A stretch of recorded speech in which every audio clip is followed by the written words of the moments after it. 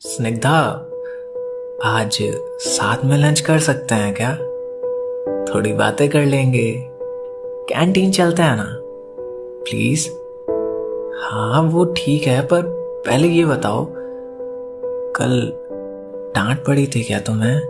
नहीं तो thank God. काफी टेंशन हो रही थी मुझे। कल झील से जाने के बाद दर्श में कुछ बदल सा जाता है। स्निग्धा के लिए उसकी फीलिंग्स, उसकी नजरों में स्निग्धा का कद काफी बढ़ जाता है। अब वो स्निग्धा को केवल लाइक नहीं करता है, उससे लव करता है, और सबसे ज्यादा इंपॉर्टेंट चीज, उसकी इज्जत करता है। स्निग्धा को थैंक यू और सॉरी बोलने का दर्श ने पूरा जुगाड़ कर लिया था। कैंटीन वाले भैया से बोल के उसने बर्गर पे सॉरी और सैंडविच पे थैंक यू लिखवा दिया था। शाहरुख खान से इंस्पायर्ड है क्या ये? खैर, जब भैया ने बर्गर सैंडविच टेबल पे रखा तो स्निग्धा स्माइल करने लगी। एक सेकेंड, पागल तो नहीं समझ रही है ना कहीं? दर्श, ये सब क्या है? इनको तो छोड़ देते कम से कम। तुम भी ना पागल।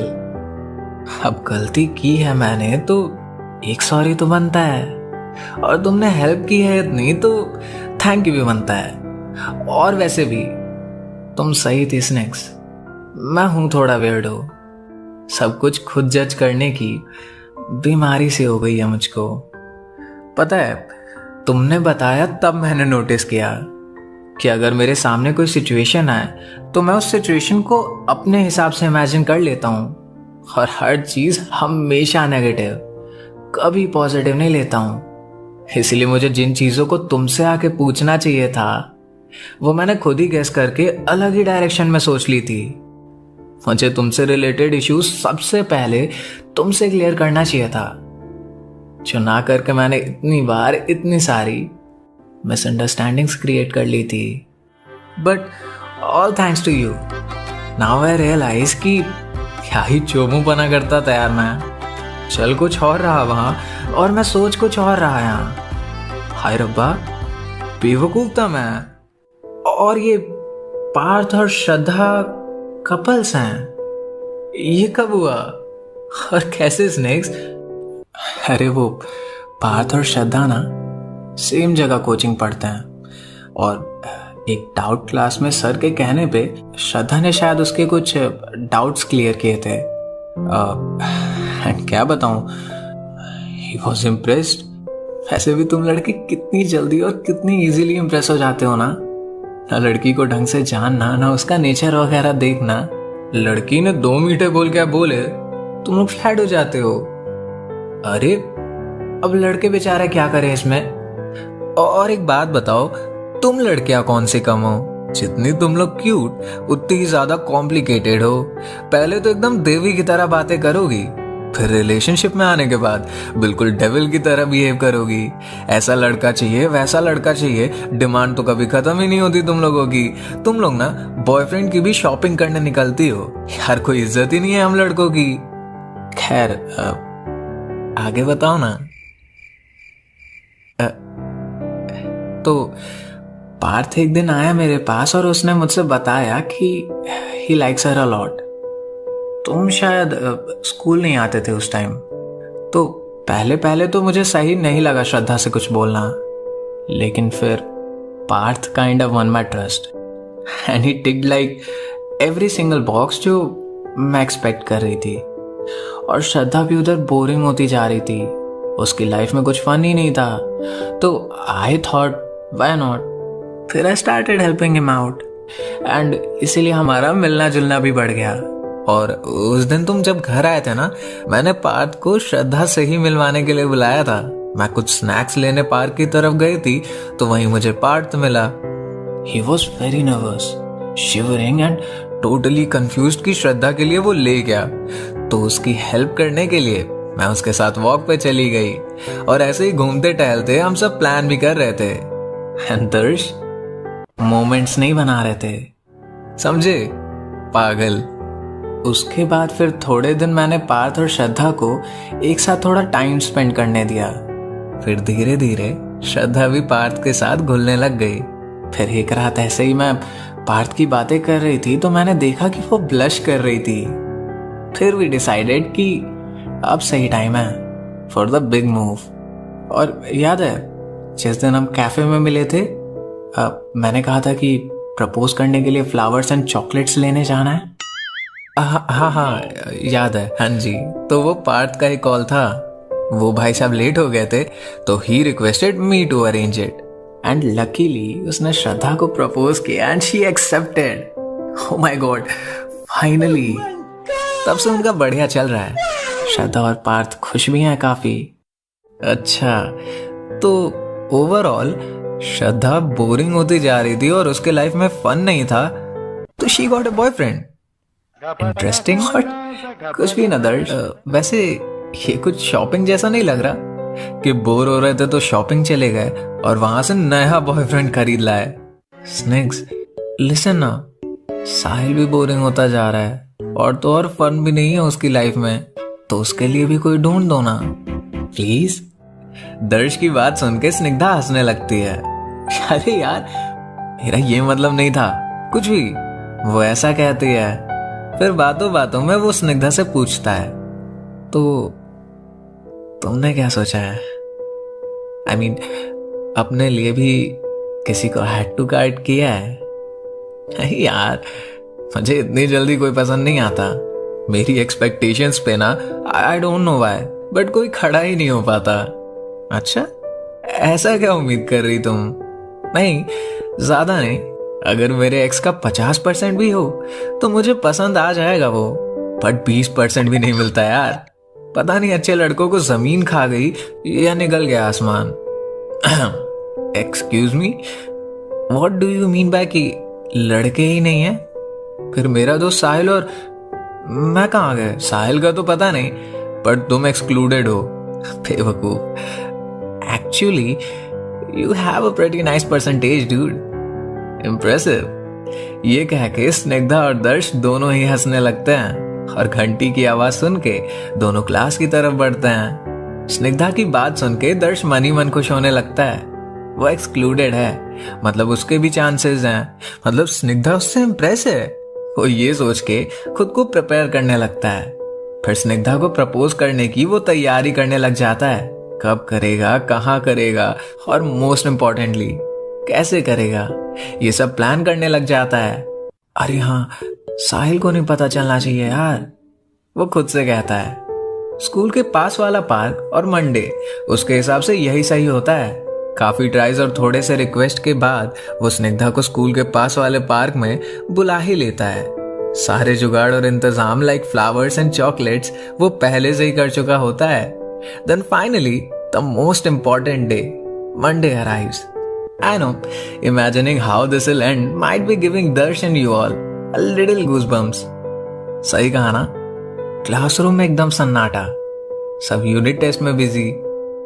यार ये भी कोई पेपर है? जो क्लास में पढ़ा है उसमें से सिर्फ 2 क्वेश्चन आया है। यार ये एनीबॉडी ने क्या भांग खा के पेपर बनाया है? भाई ये मेरी एक्सपर्टीज नहीं है, sorry, I am out.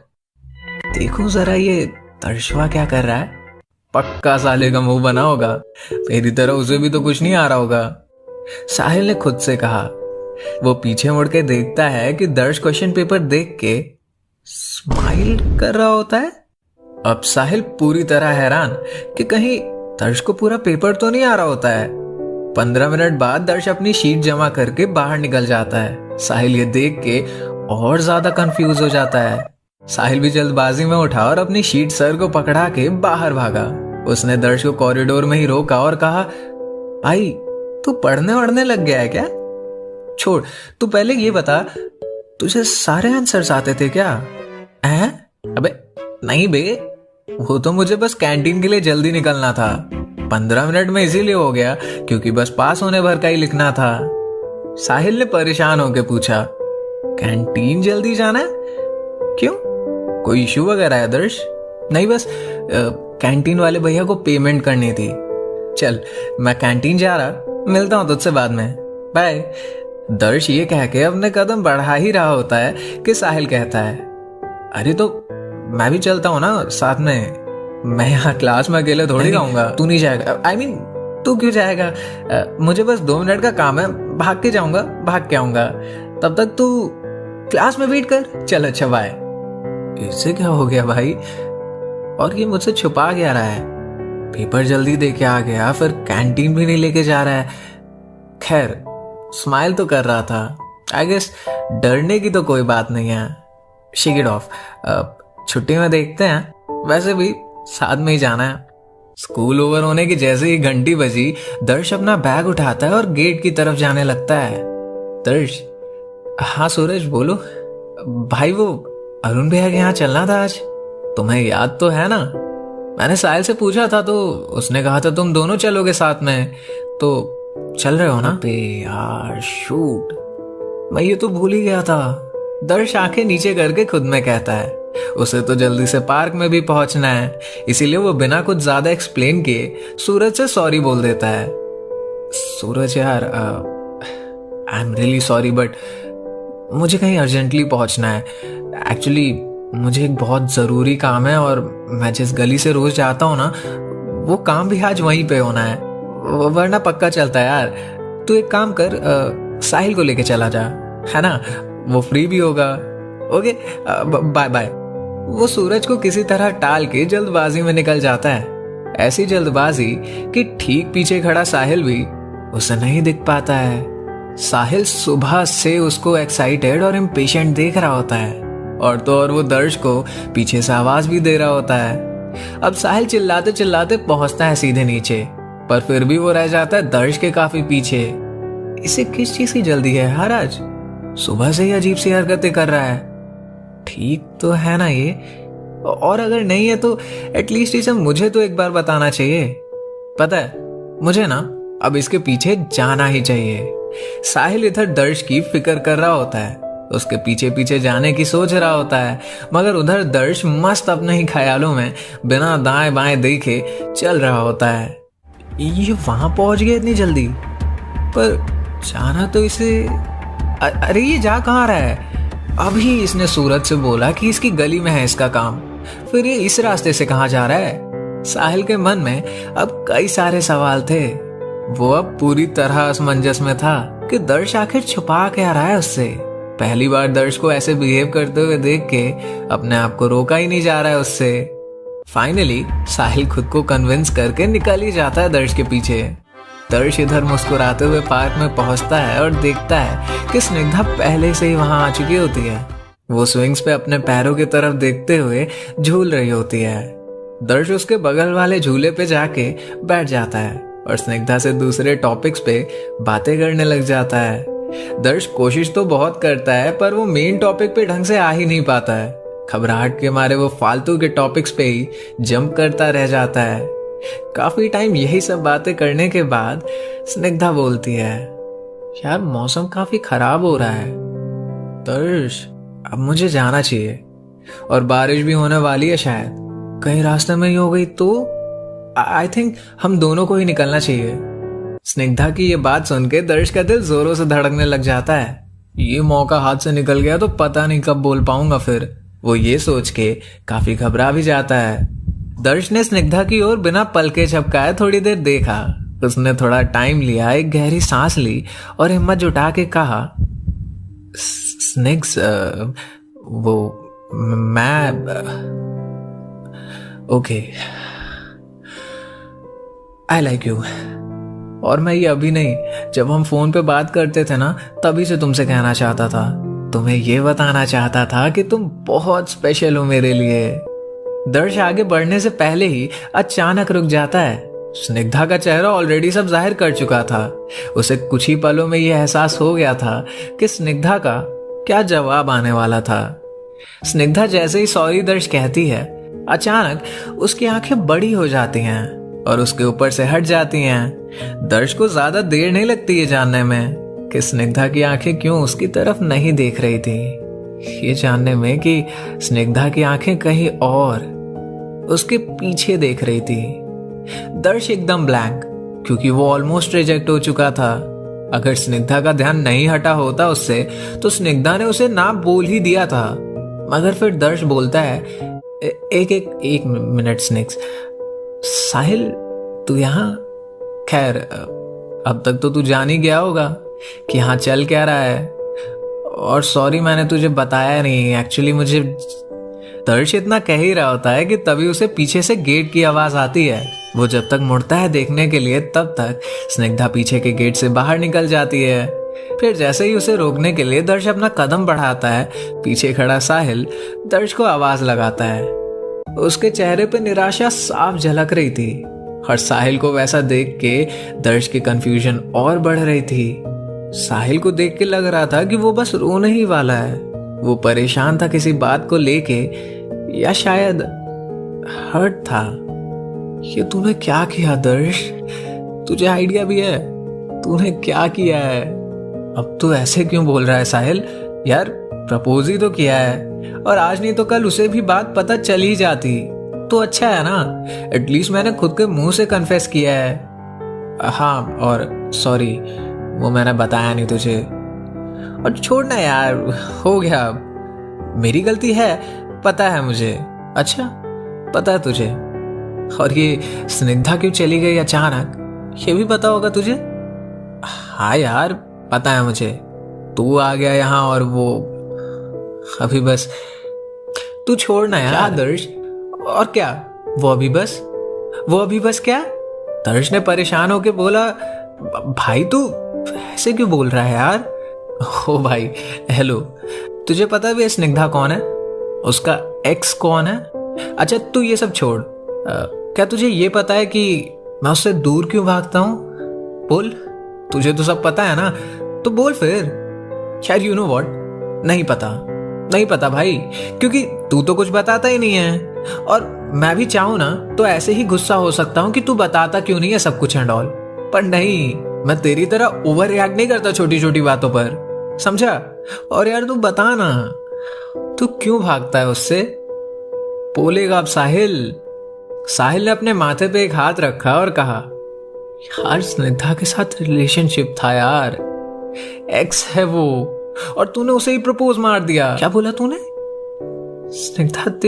Snigdha तेरी एक्स है? तुम दोनों रिलेशनशिप में कब थे?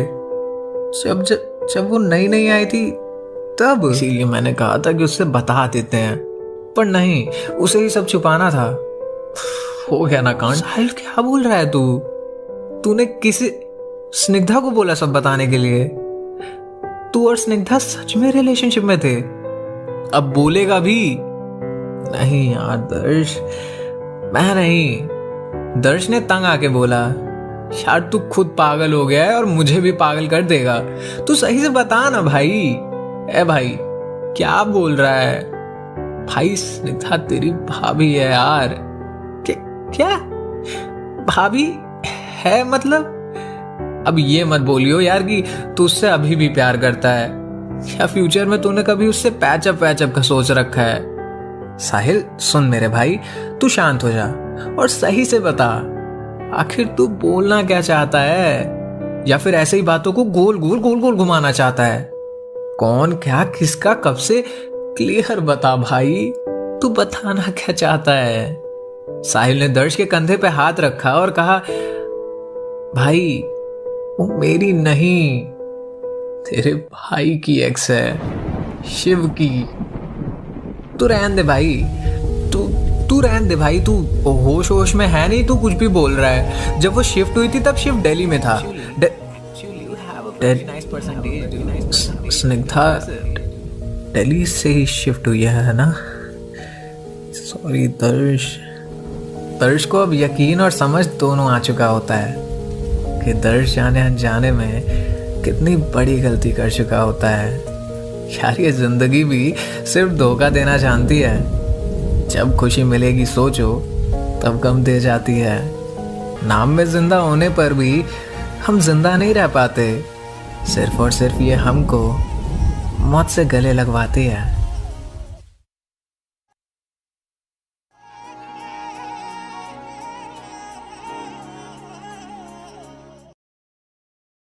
और अगर आप चाहो तो मुझे इंस्टाग्राम पे भी फॉलो कर सकते हो, @कहो दर्श। Thank you so much.